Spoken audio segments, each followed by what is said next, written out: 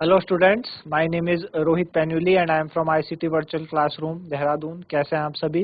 मेरे ख्याल से बहुत अच्छे होंगे, फिट होंगे, फाइन होंगे। हम बात कर रहे हैं क्लास 10th साइंस की, जिसके अंदर हमारा चल रहा है फर्स्ट चैप्टर का revision, chemical reaction and equation. और पिछले भाग में हमने बात की थी ऑक्सीडेशन रिडक्शन को लेके। आज वहीं से अपना टॉपिक आगे स्टार्ट करते हैं, तो उसी को समझने के लिए चलेंगे बच्चों स्मार्ट बोर्ड की तरफ। चलिए, तो पिछले भाग में हमने यही सीखा था कि ऑक्सीडेशन होता क्या है। जिसमें ऑक्सीजन गेन होती है उसको हम ऑक्सीडेशन कहते हैं, जिसमें हाइड्रोजन रिमूव होती है उसे ऑक्सीडेशन कहते हैं। रिडक्शन क्या होता है? जिसमें हाइड्रोजन गेन होता है वो रिडक्शन कहलाता है, जिसमें ऑक्सीजन रिमूव होती है वो रिडक्शन कहलाती है ना। ये बेसिकली ऑक्सीडेशन रिडक्शन के बारे में ये चीजें होती हैं, ठीक है ना। चलिए आगे बढ़े। जैसे एक क्वेश्चन हमारे पास है, explain the following in terms of gain और लॉस ऑफ ऑक्सीजन, है ना। हमें क्या बताना है? गेन और लॉस ऑफ ऑक्सीजन के उसमें बताना है विथ 2 एग्जांपल ऑफ ईच, है ना। तो ऑक्सीडेशन क्या होता है बच्चों? Gain of oxygen. रिडक्शन क्या होता है? लॉस ऑफ ऑक्सीजन, है ना। तो जैसे कि ZnO में जब कार्बन ऐड हुआ तो यहाँ से ऑक्सीजन गायब हो गई, क्या बचा? CO बना प्लस Zn बना, CO प्लस Zn, है ना। तो इसको हम ऑक्सीडेशन कहते हैं, तो है ना। अच्छा, रिडक्शन क्या होता है? Loss of oxygen. ZnO plus C जब ऐड होता है तो इससे क्या होती है बच्चों? Zn और CO बन जाता है ना। तो इसको हम क्या कहते हैं बच्चों? रिडक्शन कहते हैं। इसको हम क्या कहते हैं? रिडक्शन कहते हैं। आई बात समझ। जैसे कि CuO प्लस H2। अब देखो CuO प्लस H2 से ऑक्सीजन गायब हुई, Cu प्लस H2O बना, तो ये ऑक्सीडेशन हो गया। CuO प्लस H2 में आपके हमने देखा कि यहाँ से ऑक्सीजन रिमूव हुई, तो क्या हुआ? Cu प्लस H2O बना, तो यहाँ से ऑक्सीजन रिमूव होती है तो रिडक्शन कहलाता है। जहाँ पे ऑक्सीजन गेन होगी वो ऑक्सीडेशन, जहाँ पे ऑक्सीजन रिमूव होगी रिडक्शन। जहाँ पे हाइड्रोजन रिमूव होगा ऑक्सीडेशन, जहाँ पे हाइड्रोजन ऐड होगा वो रिडक्शन, ठीक है।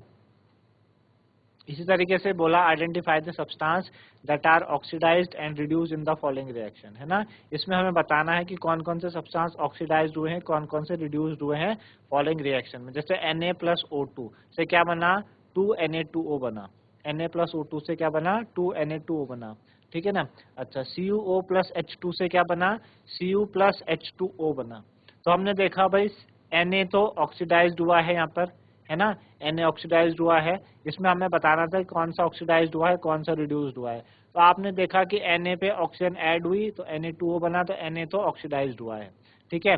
CuO प्लस H2 में Cu प्लस H2O जुड़ा, है ना। तो यहाँ से ऑक्सीजन गायब हुई CO से, तो ये रिड्यूस्ड हुआ है। और H2 पे ऑक्सीजन ऐड हुई तो ये ऑक्सीडाइज्ड हुआ है। हमें ये बताना था कौन ऑक्सीडाइज्ड कौन रिड्यूस्ड। समझ आया होगा मेरे ख्याल से। आगे बढ़े। Which of the following statement about the reaction below are correct, है ना। ये बोल रहे हैं कि इनमें से कौन सी वो इस रिएक्शन के करेक्ट है। रिएक्शन को आप देखो, 2PbO प्लस कार्बन से क्या बनता है? Pb प्लस CO2 बनता है ना। Pb प्लस CO2 बनता है। तो देखा गया कि लेड आपका रिड्यूस्ड हुआ है, CO2 ऑक्सीडाइज्ड हुआ है, कार्बन ऑक्सीडाइज्ड हुआ है, लेड ऑक्साइड रिड्यूस्ड हुआ है ना। क्या क्या चीजें हुई है, ठीक है ना। क्या क्या चीजें हुई हैं, तो देखने की बात है कि PbO पे जब कार्बन ऐड हुआ तो Pb और CO2 बना। देखो Pb से ऑक्सीजन गायब हुआ, Pb से ऑक्सीजन गायब हुआ तो CO2 बना, यानी लेड आपका रिड्यूस्ड हुआ है ना। लेड क्या हुआ है बच्चों? रिड्यूस्ड, है ना। रिमूवल ऑफ ऑक्सीजन हम रिडक्शन कहते हैं, रिमूवल ऑफ ऑक्सीजन रिडक्शन कहते हैं। तो यहाँ से ऑक्सीजन गायब हुआ तो रिडक्शन हुआ है। कार्बन पे ऑक्सीजन ऐड हुआ है ना, और तब जाके वो CO2 बना, यानी CO2 आपका ऑक्सीडाइज्ड हुआ है। CO मतलब CO2 ऑक्सीडाइज्ड हुआ है और लेड आपका रिड्यूस्ड हुआ है। तो पहला वाला जो ऑप्शन है A and B, this is the correct option, ठीक है। इसी तरीके से बोला कि क्यों कॉपर सल्फेट का जो कलर होता है वो चेंज होता है जब आयरन नेल हम उसमें डिप करते हैं, है ना। तो इस वजह से होता है, क्यों? क्योंकि जब आयरन नेल हमने डिप करी तो आयरन ज्यादा रिएक्टिव होता है कॉपर से, वो डिस्प्लेस कर देता है उसके सॉल्ट सॉल्यूशन से। इस वजह से आयरन सल्फेट आपका बनता है, कॉपर को डिस्प्लेस कर देता है। ब्लू कलर का जो सॉल्यूशन होता है वो ग्रीनिश कलर में कन्वर्ट हो जाता है। आई बात समझ में? तो ये हो गया आपके पास।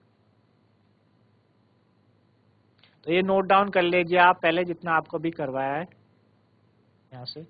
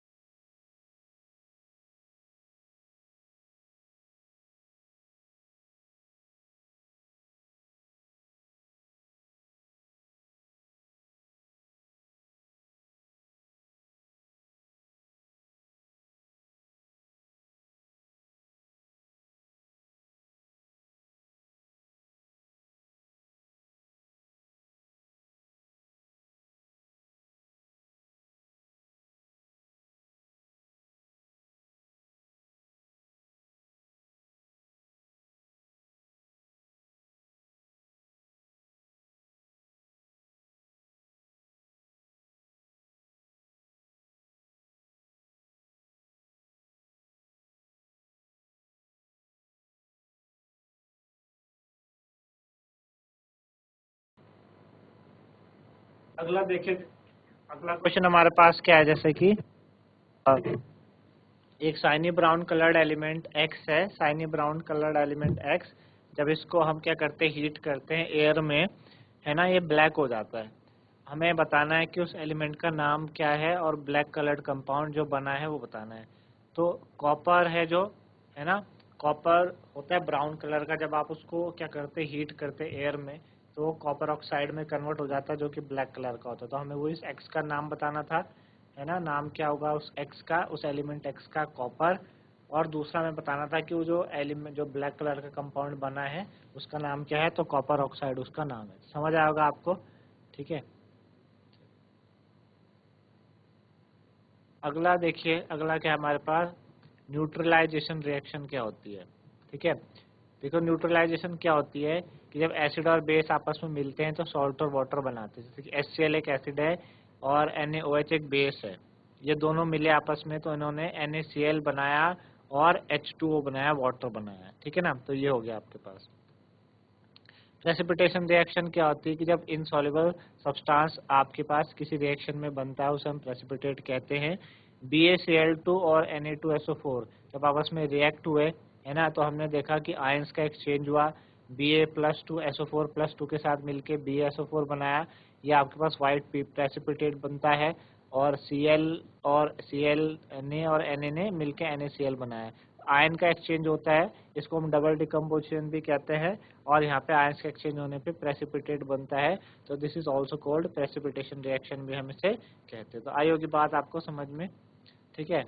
देन हम क्या क्या रिएक्शन पढ़ चुके थे, कॉम्बिनेशन जिसमें कि दो सब्सटेंस मिलके एक सिंगल सब्सटेंस बनाते हैं, डिकम्पोजिशन में एक सिंगल सब्सटेंस टूट के दो डबल बनाता है, डिस्प्लेसमेंट में एक जो लाइटर होता है, लिस कम रिएक्टिव हो, आप सॉरी जो ज़्यादा रिएक्टिव है वो कम रिएक्टिव को डिस्प्लेस करके उसकी जगह ले लेता है। जैसे कि सी ज़्यादा रिएक्टिव है, वो बी को हटा, ए को हटा के खुद Cb बन गया। डबल डिस्प्लेसमेंट में आयंस का एक्सचेंज हो रहा है, देखो A प्लस आपका D के साथ AD बनाया, B माइनस ने C के साथ Cb बनाया। प्रेसिपिटेशन में भी सेम यही होता है, बस उसमें एक प्रेसिपिटेशन और डबल डिस्प्लेसमेंट और बोथ आर सेम। न्यूट्रलाइजेशन अभी आपको बताया कि एसिड और बेस जब आपस में मिलते हैं तो सॉल्ट और वाटर बनाते हैं। एंडोथर्मिक आप पढ़ चुके हैं कि जब जिस जिस रिएक्शन में आपको हीट एब्जॉर्ब होती है उसको हम एंडोथर्मिक कहते हैं, है ना। जितने भी डिकम्पोजिशन रिएक्शंस है दे आर एंडोथर्मिक, क्योंकि वहाँ पे हीट की आवश्यकता होती है। एक्सोथर्मिक रिएक्शंस क्या होती है कि जब आप दो कंपोनेंट को मिक्स करते हैं तो एक कंपोनेंट बनता है और साथ ही साथ उसमें कुछ amount of heat energy release होती है। तो लगभग जितनी कॉम्बिनेशन रिएक्शंस है ना, और सारी नहीं, ऑलमोस्ट जितनी कॉम्बिनेशन रिएक्शंस है आर एक्सोथर्मिक रिएक्शन, क्योंकि यहाँ पे हीट मिलती है नहीं, है ना। इतनी बात समझ आएगी आपको, सारे रिएक्शन जो हमने इस चैप्टर में पढ़ी हमने एक फ्रेम में आपको इस तरीके से बताई। ठीक है ना।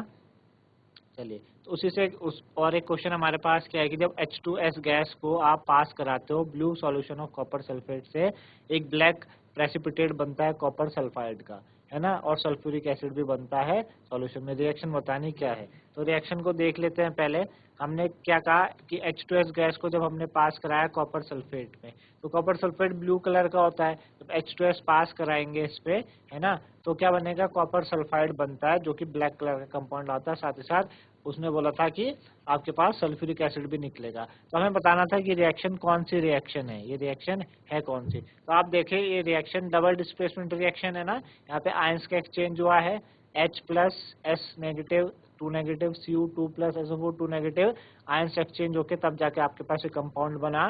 तो ये कौन सी रिएक्शन हो गई बच्चों, ये हो गया आपके पास डबल डिस्प्लेसमेंट रिएक्शन, है ना। तो इसी वजह से हमने यहाँ पे बताया आपको कि ये डबल डिस्प्लेसमेंट रिएक्शन है। ठीक है, आगे हम देखें कि कॉपर ऑक्साइड और H2O से आपका कॉपर हाइड्रोक्साइड बनता है। ये रिएक्शन हम क्लासिफाई कैसे करेंगे, कौन सी रिएक्शन है, कॉम्बिनेशन है, एक्सो है, एंडो है, ऑक्सीडेशन है। देखो पहली बात तो कॉम्बिनेशन ये जरूर है, दो कंपाउंड मिलके एक सिंगल सब्सटेंस बना रहे हैं, कॉम्बिनेशन है। दूसरा हमने देखा कि इस रिएक्शन में हम पढ़ भी चुके हैं कॉम्बिनेशन रिएक्शन में कि जब क्विक लाइम को आप वाटर ऐड करते हैं तो स्लेट लाइम बनता है विद कुछ अमाउंट ऑफ हीट एनर्जी क्या होती है, रिलीज होती है ना। तो एक्सोथर्मिक भी रिएक्शन है, तो कॉम्बिनेशन और एक्सोथर्मिक यानी option D, A and B is the correct option, है ना। तो ये चीजें आप पहले नोट डाउन करें जो जो हमने अभी आपको सिखाई।